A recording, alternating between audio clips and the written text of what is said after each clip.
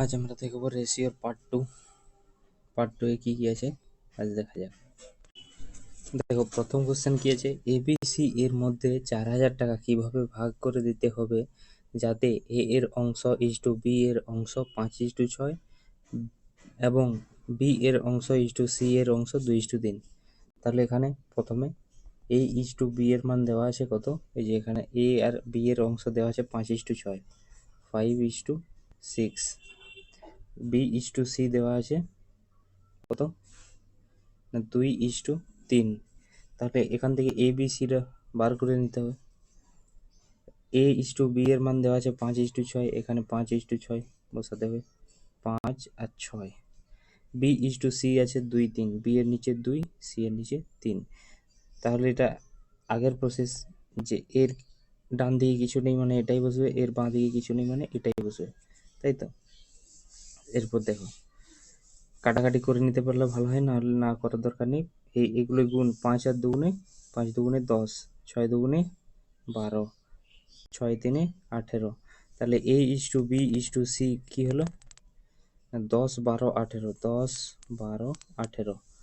এটা কাটা যাবে এখনো, 2 5 10, 2 6 12, 2 9 18, 5:6:9। তাহলে a is to b is to c 5:6:9 কি বলতে চেয়েছে, এবার এ বি সি এর মধ্যে 4000 টাকা ভাগ করতে হবে।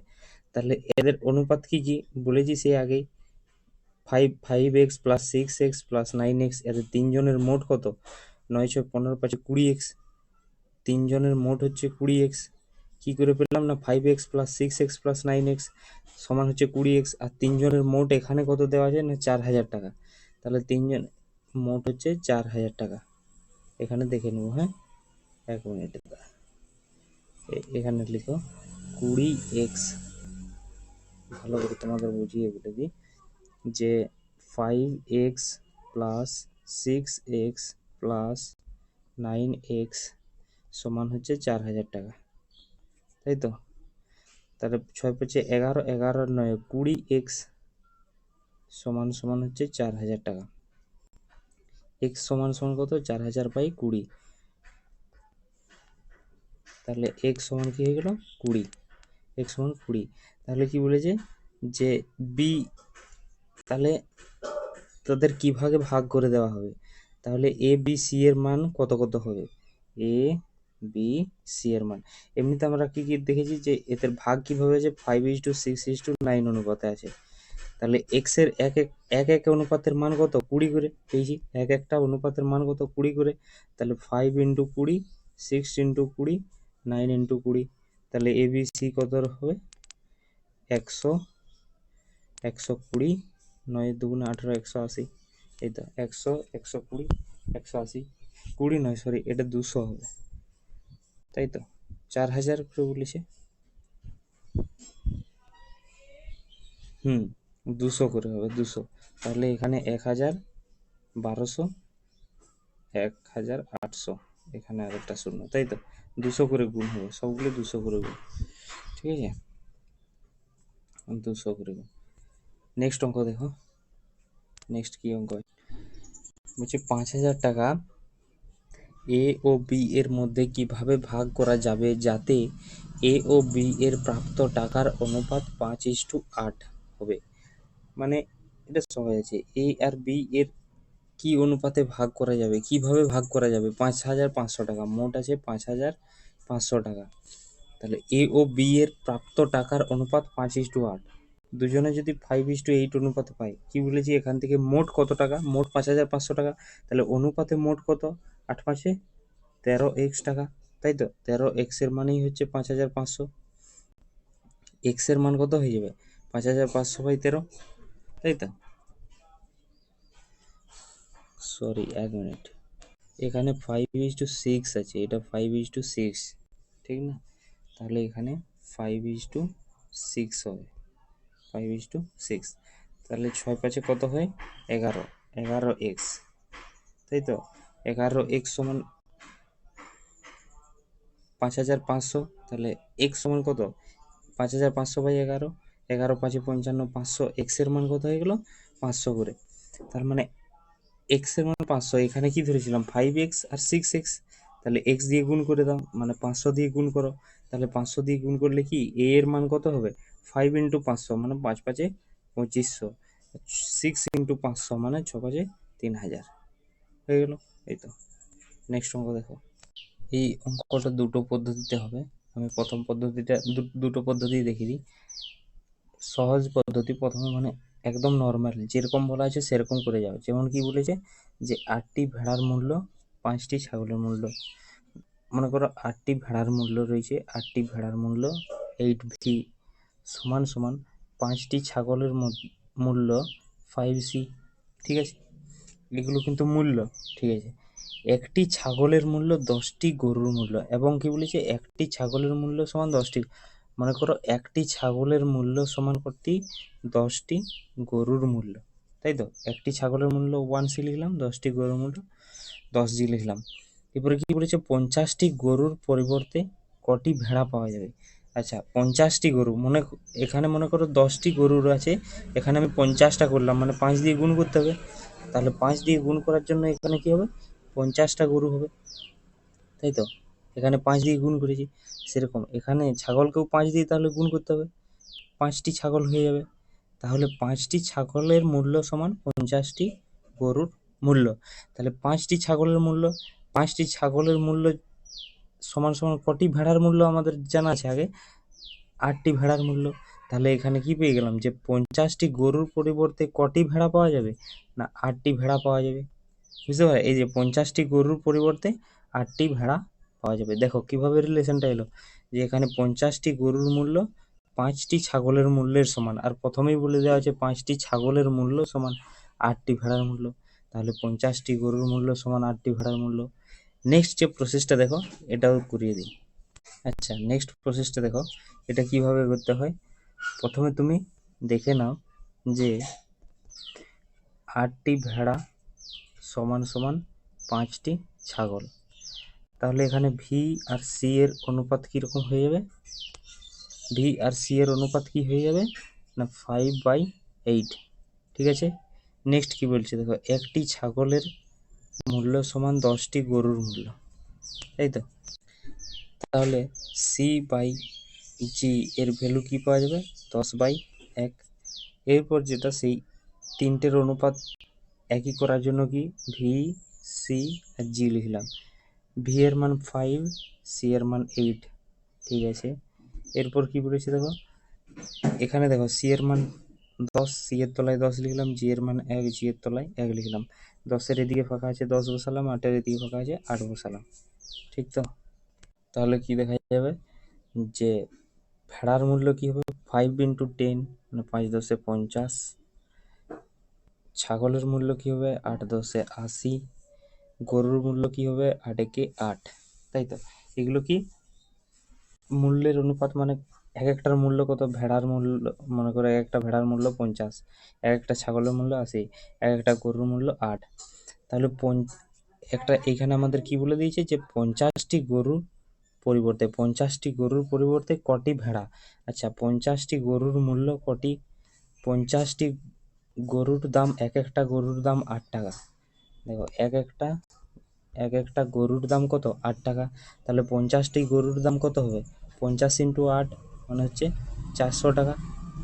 এক একটা গরুর দাম যদি 50 টাকা করে হয়, এক একটা গরুর দাম যদি 8 টাকা করে হয়, 50টি গরুর দাম কত 400 টাকা। আবার এই 400 টাকায় যদি 400 টাকা মনে করো টোটাল টাকা, এতে কটি ভেড়া পাওয়া যাবে, এক একটা ভেড়ার দাম কত 50 টাকা, এক একটা ভেড়ার দাম 50 টাকা। তাহলে এক একটা ভেড়ার দাম যদি 50 টাকা করে হয়, 400 টাকায় কটি ভেড়া পাওয়া যাবে 5 8 40, 8টি ভেড়া পাওয়া যাবে। বাস, সেই উত্তরে কি এলো 8টি ভেড়া পাওয়া যাবে। নেক্সট অঙ্ক দেখো। কেউ যদি বুঝতে না পারো ঘুরিয়ে আরেকবার দেখে নাও, বুঝতে পেরে যাবে। নেক্সট এই অঙ্কটা দেখো, 3100 টাকা রাম ও শ্যামের মধ্যে কিভাবে ভাগ করে দিতে হবে যাতে তাদের প্রাপ্ত টাকা থেকে 300 টাকা করে নিয়ে নিলে বাকি টাকার অনুপাত 2:3 অনুপাত হবে। তাহলে মোট কত, মোট আমাদের 3100 টাকা, মোট 3100 টাকা। 3100 টাকা রাম ও শ্যামের মধ্যে ভাগ করতে হবে, রাম ও শ্যামের মধ্যে ভাগ করতে হবে। বলেছে যদি প্রত্যেকের কাছ থেকে 300 টাকা করে নিয়ে নেওয়া হয়, তাহলে এর কাছ থেকেও 300 টাকা নিলাম, এর কাছ থেকেও 300 টাকা নিলাম, মোট কত টাকা নিয়ে নিলাম? 600 টাকা। তাহলে মোটের উপর থেকে 600 টাকা আগে নিয়ে নাও। 600 টাকা নিয়ে নিলে থাকবে কত টাকা? না, থাকবে আমার 005, 2500 টাকা থাকছে। তাহলে দুজনের কাছ থেকে 300 300 করে নিয়ে নেওয়ার পর কত টাকা থাকছে? না, 2500 টাকা। তাহলে বলেছে এরপর নিয়ে নেওয়ার পর তাদের টাকার অনুপাত হবে 2:3, তাই তো, 2:3। তাহলে কি বলেছে? বাকি টাকার অনুপাত 2:3। তাহলে এরপর 2500 টাকা এদের 2:3 অনুপাতে ভাগ হবে। মানে এখানে কি 2x প্লাস 3x মোট টাকাটা মানে 5x। তাহলে 5x এর মান হলো 5x সমান সমান 2500 টাকা, তাই তো, x সমান হচ্ছে 500 টাকা। তাহলে রাম কত টাকা পাবে? 2 × 500 মানে 1000 টাকা। শ্যাম কত পাবে? 3 × 500 মানে কত? 1500 টাকা, তাই তো।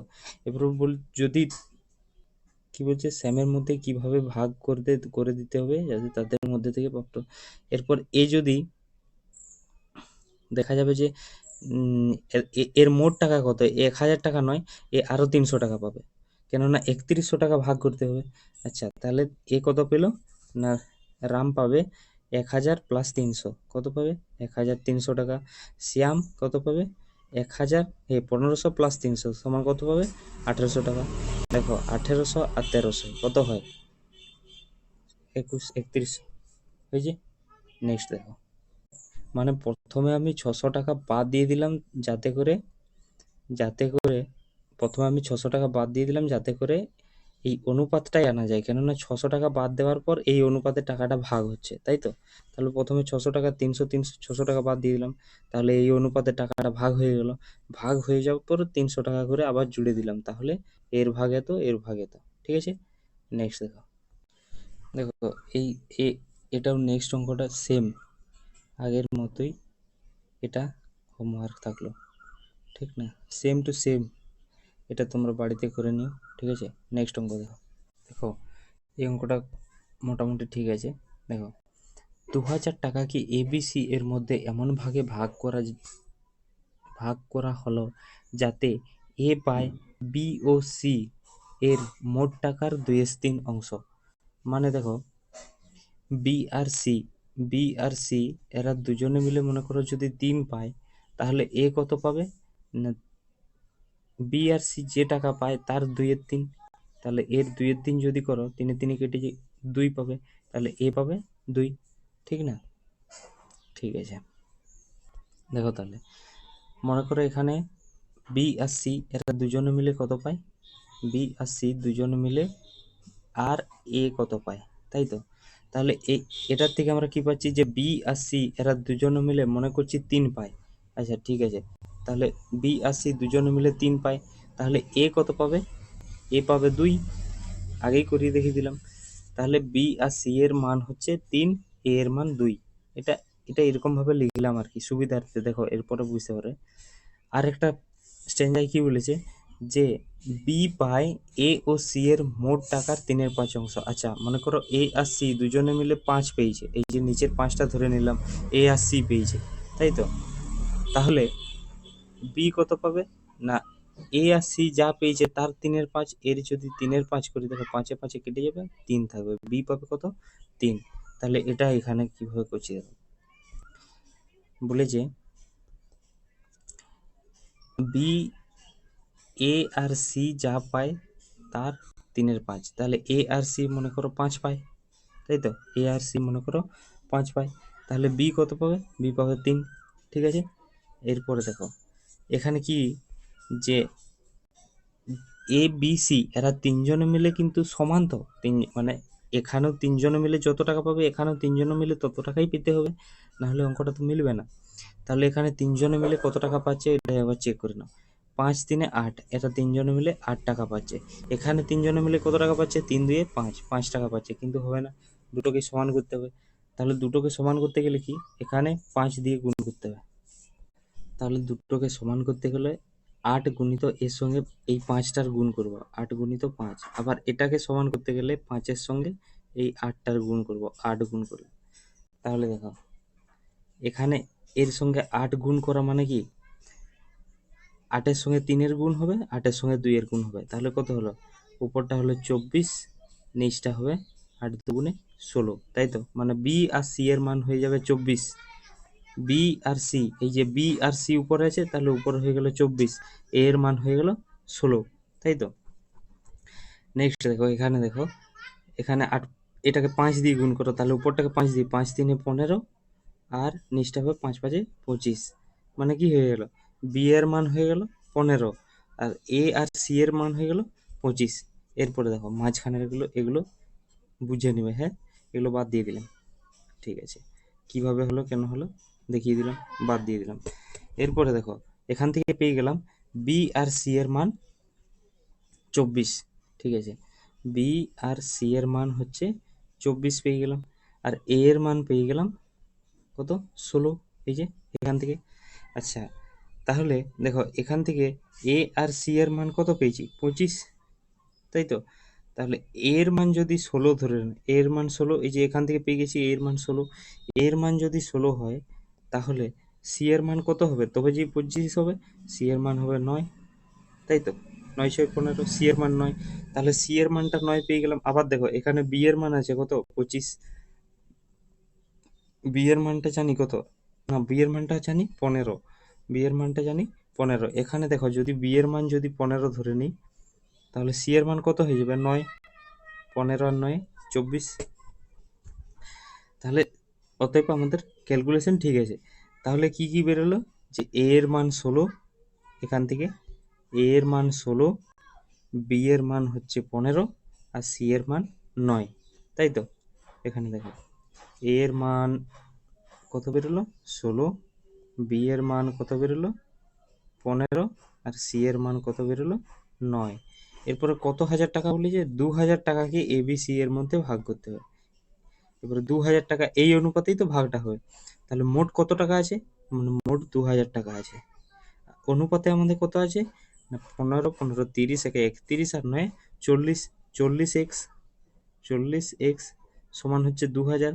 তাহলে x সমান সমান কত হবে? 2000/40, কাটাকাটি দাও, 4 5 20, 50। x এর মান কত হয়ে গেল? 50। তাহলে a এর কাছে কত পাবে? x এর মান হয়ে গেল 50, a এর কাছে কত পাবে? না এর 16 × 50 মানে কত? 800 টাকা। a এর কাছে পাবো 800 টাকা, মানে a 800 টাকা পাবে। 15 × 50 বি এর কাছে বি পাবে 750 টাকা। সি 9 × 50, সি পাবে 450 টাকা। মোট 2000 টাকা হচ্ছে। দেখো 0 0 0, 5 5 10 শূন্য, হাতে থাকে 1, 8 4 12, 7 19 1 20, 2000 টাকা মোট হয়েছে। নেক্সট দেখো, দেখো এই অঙ্কটা দেখো কি বলছে? না 1 টাকা, একটা বাস্কে 1 টাকা 50 পয়সা মিলিয়ে মোট 52টি মুদ্রা আছে। মোট 52টি মুদ্রা, তার মধ্যে কি একটা হচ্ছে 1 টাকা আর একটা হচ্ছে 50 পয়সা, মানে এটা 0.50 টাকা, তাহলে 50 পয়সা, ঠিক আছে? তাহলে তাদের মূল্যের অনুপাত আর মুদ্রার অনুপাত। মনে করো এখানে কটা মুদ্রা আছে তো জানি না তো, হ্যাঁ? কটা মুদ্রা আছে? মোট কিন্তু 52টা। মোট কিন্তু দুটো মুদ্রায় মিলিয়ে 52টি মুদ্রা আছে, ঠিক আছে? এবার তাদের মূল্যের অনুপাত কত? যদি 1 টাকার মুদ্রা কটা থাকবে, সেই রকম হিসেবে টোটাল মূল্য হবে। আর 50 পয়সার মুদ্রা কটা থাকবে, তাদের দুজনের গুণ করলে টোটাল মূল্য হবে। মনে করো এখানে আমি বোঝার জন্য বলে দিচ্ছি, মনে করো 1 টাকা যদি 5টা মুদ্রা থাকে, মানে 5টা কয়েন থাকে, তাহলে মোট ক টাকা হবে? 5 টাকা। তাহলে এটা তো মূল্যের অনুপাত, 3টা তো মূল্য হয়ে গেল। সেইরকম ভাবে এটা করেছি আর কি, এটাই বলতে চাইছি। তাহলে দেখো 1 টাকার মুদ্রা মনে করো কটা আছে আমার জানা নেই, সেই সংখ্যাটা যদি গুণ করে দিই, মনে করো 1 টাকার মুদ্রাটা মনে করো এখানে কত আছে আমার জানা নেই, কিন্তু অনুপাতটা আমার কত হবে? 3 আনতে হবে। মানে কত? আমি মনে করি 1 টাকার মুদ্রা 3টি আছে, তাই তো? 1 টাকার মুদ্রা 3টি আছে, তাহলে মোট কত টাকা হবে আমার? 3 টাকা, ঠিক আছে? 3:5 আনতে হবে আমাকে, মোট কথা। এখানে ওয়াই এর মান দেখো, মনে করো 50 পয়সার মুদ্রা কটা হলে 5 টাকা হবে? 50 পয়সার মুদ্রা দুটো হলে 1 টাকা হয়, তাহলে 10টা হলে 5 টাকা হয়, তাই তো? তাছাড়া যদি না পারো, এরকম 50 পয়সা ইন্টু কটি মুদ্রা সমান হচ্ছে 5 টাকা, তাই তো? তাহলে দশমিকটা তুলে দিলে 100 হয়ে যায়, 50 দুগুণে 100, তাহলে 1/2x, এক্সটা এইদিকে থেকে যাবে, 5-এর সঙ্গে 2 গুণ হয়ে যাবে, 10 হয়ে যাবে। যদি কেউ এরকমভাবে না করতে পারে, এরকমভাবে করবে, ঠিক আছে? তাহলে নেক্সট দেখো, 10টা হয়ে গেল। এরপর কি বলছে, মোট এই দুটো মুদ্রা মিলিয়ে মোট 52টি মুদ্রা আছে। তাহলে আমার মোট এখানে মুদ্রা কটা হয়েছে না, 10টা আর 3টা 13টা, তাই তো? এরপরে এখানে 13র মান হচ্ছে 3x প্লাস 10x সমান হচ্ছে কটা, 52টি মুদ্রা। তাহলে 13র মান 13x সমান হচ্ছে 52, x সমান কত, x সমান হবে 4, 4 13 52, 4 মানে 4 দিয়ে এক একটা অনুপাতের মান 4, তাহলে 4 3-এ 12টি মুদ্রা আছে, আর 10 4-এ 40টি মুদ্রা আছে, তাই তো? তাহলে যদি জিজ্ঞাসা করে কোনটায় কত মুদ্রা আছে, তাহলে 1 টাকার মুদ্রা আছে কোটি, 12টি, আর 50 পয়সার মুদ্রা আছে কোটি, 40টি। বাস, নেক্সট অঙ্ক দেখো, আগের মতনই অঙ্ক প্রায়। কি বলছে, একটি বাক্সে 1 টাকা, 2 টাকা, 50 পয়সা ও 20 পয়সার মুদ্রা মিলিয়ে মোট 720 টাকা জমা আছে। আচ্ছা, এখানে দেখো 1 টাকা দিয়ে আছে, 2 টাকা দিয়ে আছে, 50 পয়সা আছে, আর 20 পয়সা আছে। এরপর মোট টাকাটা বলে দিয়েছে, এখানে মোট টাকাটা বলে দিয়েছে, আর মুদ্রাগুলির সংখ্যার অনুপাত দেওয়া আছে। আচ্ছা, এরপর মুদ্রাগুলির অনুপাত আমরা নিয়ে নিই। প্রথমটা আছে 5, 4, 6 আর 10। মনে করো 1 টাকার মুদ্রা, হ্যাঁ, মনে করো 1 টাকার মুদ্রা 5টি আছে, মানে ক টাকা আছে, 5 টাকা। 2 টাকার মুদ্রা 4টি আছে, মানে ক টাকা, 8 টাকা। 50 পয়সার মুদ্রা 6টি আছে, মানে ক টাকা, 3 টাকা। দেখে নাও, 3 টাকা, দুটো 50 পয়সা হলে 1 টাকা, তাহলে 6টা আছে, মানে ক টাকা আছে, 3 টাকা। 20 পয়সার মুদ্রা 10টি আছে, মানে কটি আছে, কত, 2 টাকা, তাই তো? 2 টাকাই তো হচ্ছে। মানে 5টি 20 পয়সা করে, 5টি দিলে হচ্ছে 1 টাকা, তাহলে 10টি দিলে 2 টাকা, ঠিক আছে? এরপরে বলেছে সব মুদ্রা মিলিয়ে মোট 720 টাকা আছে। আমাদের এখানে অনুপাতে কত টাকা আছে না, 5, 8 5-এ 13, 13 3-এ 13, 3-এ 16, 16 17 18 টাকা আছে। মানে অনুপাতের হিসেবে আমাদের 18 টাকা আছে। তাহলে 18 অনুপাতের মান হচ্ছে 720 টাকা। 1 অনুপাতের মান কত হবে, 18 4-এ 72, 40 টাকা। 1 অনুপাতের মান 40 টাকা। তাহলে কি বলছে, সব প্রকার মুদ্রার দাম বলো। তাহলে 1 অনুপাতের মান 40 টাকা, তাহলে 5 অনুপাতের মান কত, 200। 8 অনুপাতের মান কত, 320। 3 অনুপাতের মান কত, 120। 2 অনুপাতের কত, 80। বাস, নেক্সট অঙ্ক দেখো। কোনো কারখানায় 3 জন শ্রমিক যথাক্রমে 4 দিন, 5 দিন ও 6 দিন কাজ করে মোট 4300 টাকা মজুরি পেল। যদি তাদের প্রতিদিনের কাজের অনুপাত 1/3:1/4:1/6 হয়, তবে প্রত্যেকে দৈনিক কত টাকা করে মজুরি পেল?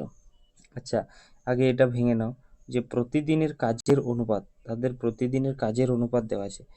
তাহলে প্রতিদিনের কাজের অনুপাত 1/3:1/4:1/6 দেওয়া আছে।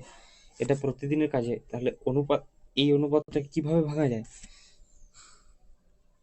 দেখো, 3, 4 আর 6 লসাগু কত, 12, তাই তো? তাহলে মোট মনে করো 12 কাজ আছে। তাহলে যদি 12-র মধ্যে 1/3 করতে হয়, তাহলে কত থাকবে, 3 4-এ 12, 4 কাজ থাকবে, 4 একে 4। যদি মোট 12-র মধ্যে 1/4 করে, 4 3-এ 12, মানে কত কাজ করে, 3, 3 একে 3।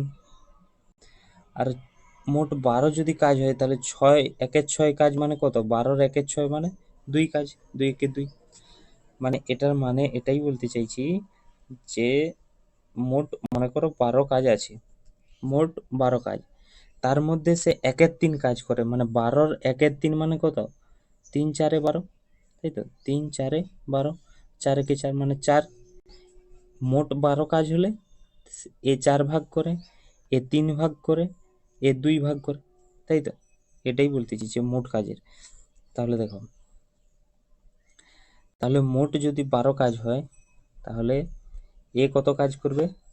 এ কাজ করবে হচ্ছে 12-র মধ্যে 3 4-এ 12, মানে এ পাবে 4 ভাগ, এ 4 3-এ 12, এ করবে 3 ভাগ, এ 6 2-গুণে 12, এ করবে 2 ভাগ। ঠিক আছে? এরপর বলেছে এটা তো কাজের অনুপাত। এরপর কি বলছে, যে প্রথম ব্যক্তি সে কদিন কাজ করে? সে 4 দিন করে। 4 করে কাজ করে কতদিন? 4 দিন। মোট কত কাজ করে? 4 4-এ 16 কাজ করে। ঠিক আছে। দ্বিতীয় ব্যক্তি 5 দিন কাজ করে, 3 করে কাজ করে 5 দিন। মোট তাহলে কত কাজ করবে? 5 দিনে 15 কাজ করবে। ঠিক আছে। তৃতীয় ব্যক্তি 6 দিন কাজ করে, 2 করে কাজ করে 6 দিন, তাহলে মোট কত কাজ করবে? 12। ঠিক আছে। এরপরে বলেছে যে টাকাটা, সেই টাকাটা ভাগ হয় কিন্তু মোট তুমি যা কাজ করেছো সেই কাজ অনুপাতে ভাগ হবে। তুমি যদি 4 ঝোড়া বালি ফেলো তাহলে 4 ঝোড়ার টাকা পাবে, তুমি যদি 2 ঝোড়া বালি ফেলো 2 ঝোড়ার টাকা, 3 ঝোড়া মাটি ফেললে 3 ঝোড়ার টাকা, সেইরকম যত কাজ করবে সেই হিসেবে টাকাটা ভাগ হয়। তাহলে এখানে আমি মোট কত কাজ করেছি তিনজনে মিলে? না 12 আর 15 হচ্ছে 27, 27 আর 6 33, 10 43, মোট 43 কাজ। আর মোট টাকা কত? 4300 টাকা। 4300 টাকা 43 অনুপাতে ভাগ হলে এক এক অনুপাতের মান হচ্ছে 100। এক অনুপাতের মান যদি 100 করে হয়, তাহলে প্রত্যেক জনে কত অনুপাতে করে পাবে? না 16 অনুপাতের মান হচ্ছে 1600, 15 অনুপাতের মান 1500, আর 12 অনুপাতের মান 1200। তাই তো? এরপরে বলেছে দৈনিক, এই যে প্রত্যেকে দৈনিক কত টাকা করে মজুরি পেল। যদি বলে দৈনিক, এরা তো কি, এরা 4 দিন কাজ করেছে তবে যে 1600 পেয়েছে, মানে একদিনে কাজ করলে কত পাবে? 4 দিয়ে ভাগ করো, তাহলে 4 4-এ 16, মানে 400 টাকা পায়। এরা 5 দিন কাজ করেছে, 5 দিয়ে ভাগ করো, মানে কত পাবে? 300 টাকা পাবে। 6 দিন কাজ করেছে, 6 দিয়ে ভাগ করো, মানে এরা 200 টাকা পাবে। তাহলে এক অনুপাতের মান 100 যদি হয়, এটা দেখো এই 1600, 1500 আর 1200 করার দরকার থাকে না। 4 দিন কাজ করে, তাই তো? 4 অনুপাত কাজ করে, মানে 4 কাজ করেছে, এক অনুপাতের কাজ করলে 100 টাকা পায়, 4 অনুপাত কাজ করলে পাবে 400। এখান থেকে বেরিয়ে যেত 3 অনুপাত কাজ করলে 300, 2 অনুপাত কাজ করলে 200 টাকা। ঠিক আছে। নেক্সট অঙ্ক দেখো। দেখো, একটি পরিবারে চাল ও গমের জন্য খরচের অনুপাত 7:3। এটা ভালো করে একটা বোঝার নিয়ম আছে। খরচের অনুপাত বলে দেওয়া আছে। খরচ মানে কি বলতো? যে মানে তুমি ধরো 5 কেজি চিনি কিনতে গেলে, 5 কেজি চিনি কিনতে গেলে তুমি নিলে 2 কেজি, তাহলে 10 টাকা খরচ হলো। মানে কি, তুমি কত টাকা করে দাম আর কতটা জিনিস নিলে সেই দুটোর গুণফল হচ্ছে খরচ। তাই তো? তাহলে দেখো, এখানে বলেছে খরচের অনুপাত 7:3। তাই তো? খরচের অনুপাত 7:3 বলেছে, মানে কি, এ যদি আমি মনে করি টোটাল 7x 3x, মানে কি, সে যত কেজি, এটা মনে করো কেজি, আর এটা মনে করো, দুজনেই তো সমান কেজি করে, দুজনে সমান কেজি নিয়েছে। তাহলে মানে দেখো, যদি যদি মনে করো 35, এ 35 টাকা খরচ করেছে, এ 15 টাকা খরচ করেছে, মানে কি, এ হচ্ছে, দেখো 5 7 35, 5 3 15, মানে 7 টাকা করে কেজি, এ 5 কেজি নিয়েছে, 3 টাকা করে কেজি, এ 5 কেজি নিয়েছে, মানে আলাদা আলাদা দাম দিয়ে নিয়েছে নিশ্চয়ই, কিন্তু খরচটা মানে কত কেজি নিচে সেই দুটো সমান। তাহলে এক্সটা হচ্ছে সেই কেজি, তাহলে দামটা কি হবে? দামটা হবে না 7:3, মানে জিনিসটার দাম হচ্ছে 7 টাকা 3 টাকা, কত করে কেজি নিয়েছে? দুজনেই সমান সমান কেজি নিয়েছে। ঠিক আছে। দেখো তো, তাহলে দেখো এদের খরচের অনুপাত 7:3, মানে এর মানে কি, এর টাকাটা আর কি 7:3 অনুপাতে টাকাটা ভাগ হয়েছে। তাই তো? 7 টাকা করে কিছু জিনিস নিয়েছে, সেই 3 টাকা করেই সেই একই জিনিস নিয়েছে। হ্যাঁ। বর্তমানে চালের দাম 2:3 অনুপাতে এবং গমের দাম 4:5 অনুপাতে বৃদ্ধি পায়। মানে দেখো, এটা হচ্ছে চাল, এটা হচ্ছে চাল, আর এটা হচ্ছে গম। তাই তো? তাহলে বলছে চালের দাম 2:3 অনুপাতে। এখন বর্তমানে কত 7 টাকা আছে, আর 2:3 অনুপাতে বৃদ্ধি পাচ্ছে, মানে কি 2 এর মান ছিল 7 টাকা, তাহলে 3 এর মান কত হবে? মনে করো 2 এর মান ছিল 7 টাকা, 1 এর মান কত হবে? 7 এর 2, 3 এর মান কত হবে? ইন্টু 3, তাহলে 3 7 21/2। তাহলে এখন যদি 7 টাকা আছে, 2:3 অনুপাতে চালের দামটা, সরি দেখো 7:3, 7:3 অনুপাতে, যারা না বুঝতে পেরেছো আরেকবার দেখে নাও। 7:3, বর্তমানে 7 এর মানটা বলছে 2 এর মানের সমান, মানে যে 7 টাকাটা সেটা 2 এর অনুপাত মনে করো। তাহলে 3 এর অনুপাতটা কত হবে? 2:3 অনুপাতে বৃদ্ধি পাচ্ছে, মানে 2 এর মান যদি 7 হয়, 1 এর মান কত হবে? 7/2। 3 এর মান কত হবে? 7/2 1 এর মান, আর 3 এর মান গুণিত 3, তাহলে 3 7 21/2। তাহলে বর্তমানে 21/2 এই টাকাটা চালের দাম হয়ে গেছে, তাই তো? এটা হচ্ছে চালের দাম। সেই এইরকম ভাবে গমের দামটা 4:5 অনুপাতে বৃদ্ধি পাচ্ছে, মানে এখানে দেখো 4:5 অনুপাতে বৃদ্ধি পাওয়া মানে কিরকম? বর্তমানে কি ছিল, আগে কি ছিল, মানে এখন কি আছে? এখন আছে 4 অনুপাতে আছে, 4 অনুপাতে চালটা আছে, সেটা 5 অনুপাতে করতে হবে। তাহলে কি 4 অনুপাতের মান যদি 3 হয়, 1 অনুপাতের মান কত? 3/4। তাহলে 5 অনুপাতের মান কত? 1 অনুপাতের মান যদি 3/4 হয়, 5 অনুপাতের মান গুণিত 5, মানে 5 3 15/4। এটা কিসের হলো? না পরবর্তী ক্ষেত্রে বৃদ্ধি পাওয়া গমের দাম। এরপর এই দুটো দামকে বলেছে অনুপাতে। তাহলে বর্তমানে ওই পরিবারে চাল ও গমের জন্য খরচের অনুপাত। হ্যাঁ, এরপর খরচের অনুপাত দেখো। তাহলে এটা হচ্ছে প্রাইসটা, খরচটা কি, যে এও এক্স টাকা খরচ মানে এক্স অনুপাতে নেয়, যত কেজি নেয় এও তত কেজি নেয়। এটা হচ্ছে চালের দামটা, দাম ইন্টু কতটা, কত কেজি নিলে। তাহলে কি এই দুটো যদি অনুপাতে করো, 21x/2, অনুপাতটা মানে কি, অনুপাত মানে কি থাকে, এটা আগেই বলেছি, অনুপাত মানে 15x/4 থাকে, তাই তো? হ্যাঁ, এটা যদি উল্টে যায় কি হয়ে যাবে?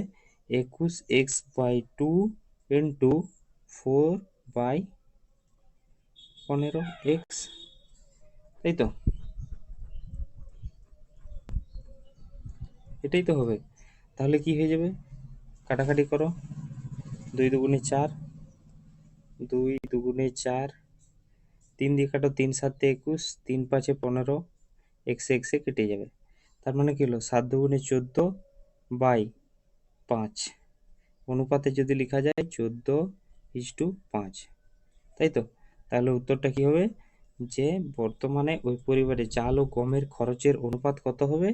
না 14:5, তাই তো? তার জন্য এখানে এক্স গুলো দেওয়ার দরকার থাকেনি, কেননা এখানে এক্স দেওয়া মানে এখানে এক্স দেওয়া, এক্স এক্সে কেটে যায়, ঠিক আছে?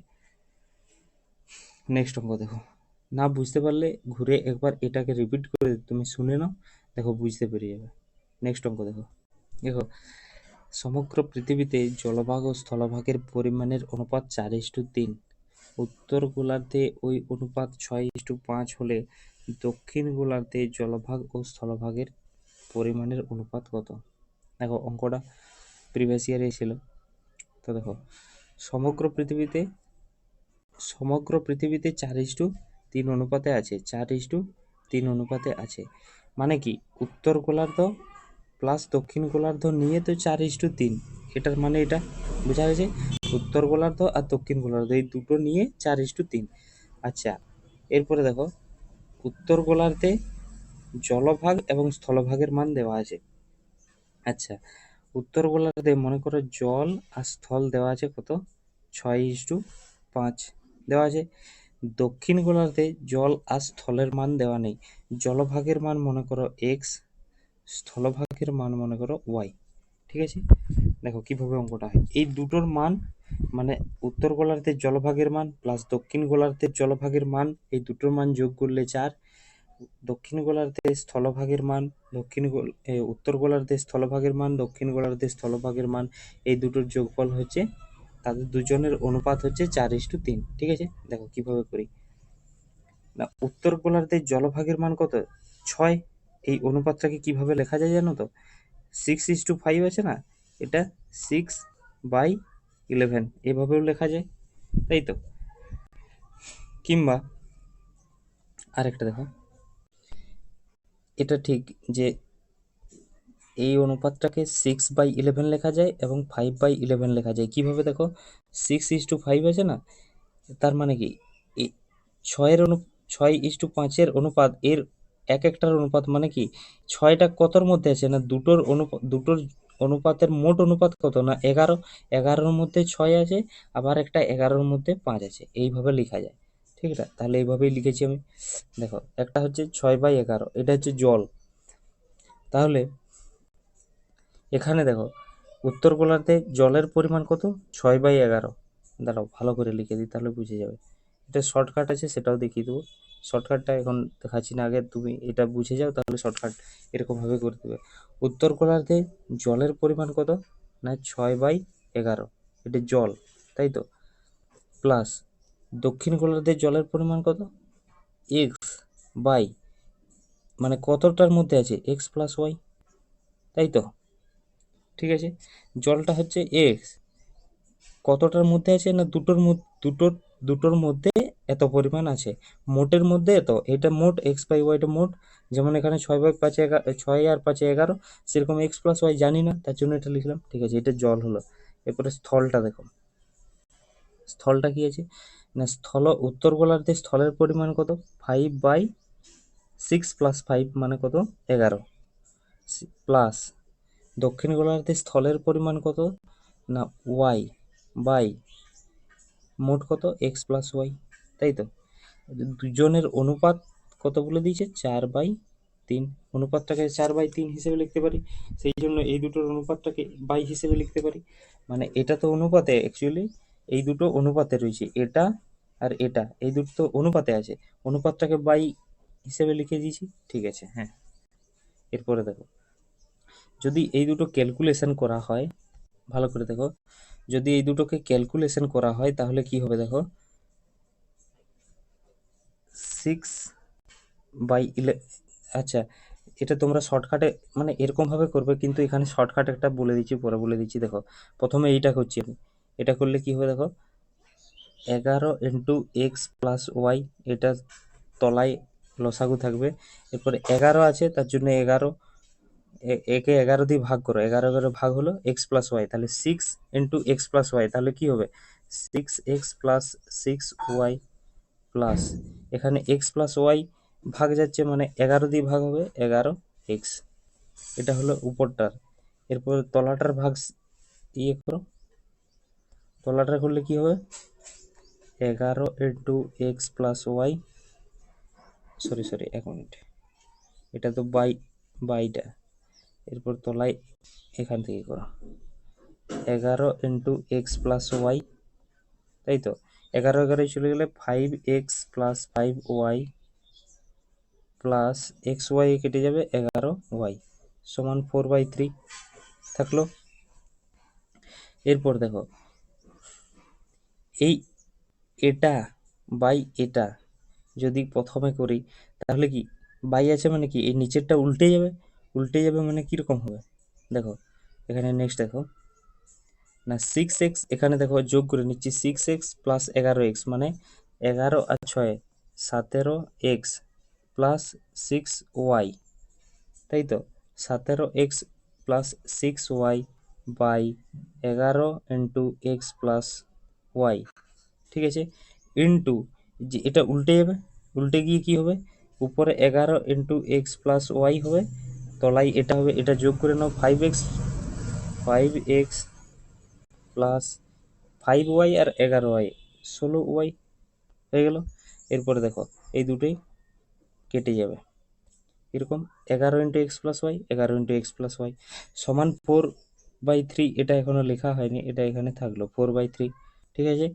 এবার 17x + 6y by 5x + 16y, এটা দেখো এখান থেকে স্টেপ জাম্প করে আসা যেত, এরকম যখনই এখানে করবে তখনই এই নিচ দুটোর লসাগু আর এইখানে এক্সট্রা করে লেখার দরকার নেই, এটা বাদ দিয়ে দিবে, ঠিক আছে।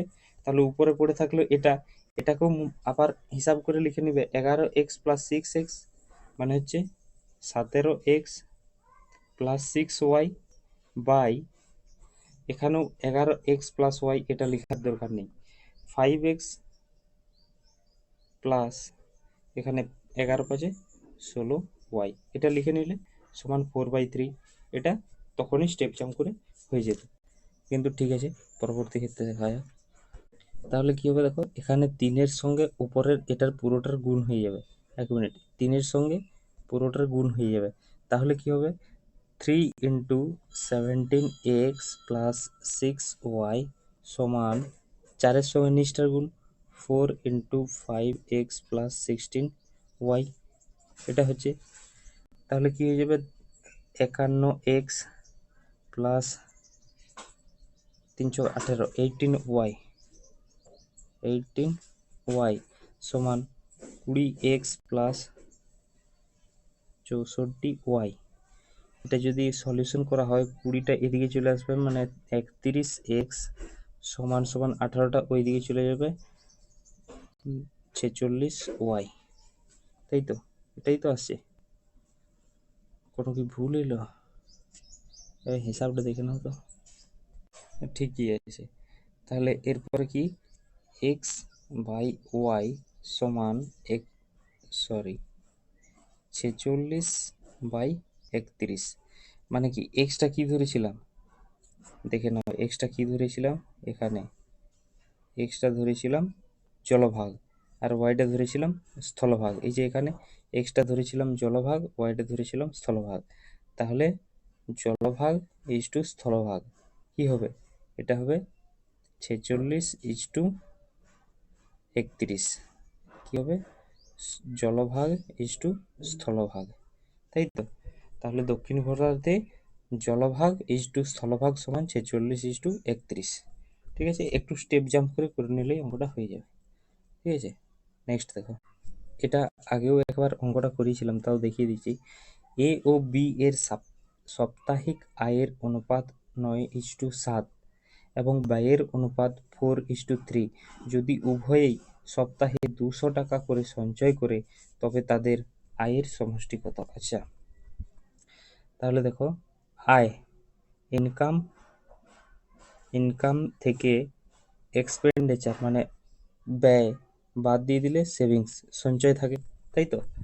তাহলে ইনকাম 9:7, মানে 9x 7x ধরে নাও, ঠিক আছে? আর আচ্ছা, এখানে আমি যদি আরেকটা লিখতে পারি যে ইনকাম মাইনাস সেভিং সমান এক্সপেন্ডিচার, হ্যাঁ এটাও লেখা যায়। তাহলে ইনকাম মনে করো 9x, ইনকাম 9x প্রথমটার ক্ষেত্রে, আর উভয়ই কিন্তু 200 টাকা করে সঞ্চয় করে। যদি 200 টাকা করে সঞ্চয়টা বাদ দিই প্রত্যেকের ক্ষেত্রে, 7x মাইনাস 200 টাকা করে সঞ্চয়টা বাদ দিই, তাহলে কিন্তু তোমার ব্যয়ের অনুপাতটা হয়ে যাবে 4/3, ঠিক আছে? এটাই তো না, income minus savings, income minus savings সমান হচ্ছে এক্সপেন্ডিচার, এক্সপেন্ডিচারের অনুপাত এটা। এরপরে দেখো এর সঙ্গে উপরে কোনাকুনি গুণ করে দাও, কোনাকুনি গুণ, তাহলে 4×7=28x আর মাইনাস 4×2=800 সমান 3×9=27x মাইনাস 3×2=600, তাই তো? তাহলে 27xটা এইদিকে এলে কি থাকবে, শুধু এক্স, আর মাইনাস 800টা ওদিকে চলে গেলে প্লাস 800 হয়ে যাবে, তাহলে -600 প্লাস 800 200 থাকছে, এক্স এর মান কত 200। তাহলে কি বেরোলো যে তবে তাদের আয়ের সমষ্টি কত, তাহলে এক্স এর মান 200, আয় কি ছিল 9x আর 7x, তাহলে তাদের মোট অনুপাতের সমষ্টি কত, 9 আর সাথে কত, 9 এর সাথে 16, 16 × 200 মানে হচ্ছে 3200 টাকা, মোট সমষ্টি হচ্ছে 3200 টাকা। এরকমভাবে যদি না বুঝতে পারো তাহলে লিখবে 9x প্লাস 7x, তাদের মোট আয়ের সমষ্টি সমান হচ্ছে 16x সমান সমান হচ্ছে 16 × 200 সমান হচ্ছে 3200 টাকা, তাই তো? আর যদি বলে দে তাদের আলাদা আলাদা যদি আয় বার করতে বলতো, তাহলে এক্স এর মান 200, 9x এর মান মানে 1800, 7x এর মান 1400, তাই তো? এরকম বার হয়ে যেত। তাহলে হচ্ছে এই পুরো অঙ্ক। এরপর দেখো কিরকম কি কেমন বুঝতে পেরেছো না পেরেছো কমেন্ট করে জানিও সবাই। হ্যাঁ, ততক্ষণে পরবর্তী ভিডিওতে দেখা হচ্ছে নেক্সট। চলো আজকের মতো এখানেই সমাপ্ত। রাধে রাধে।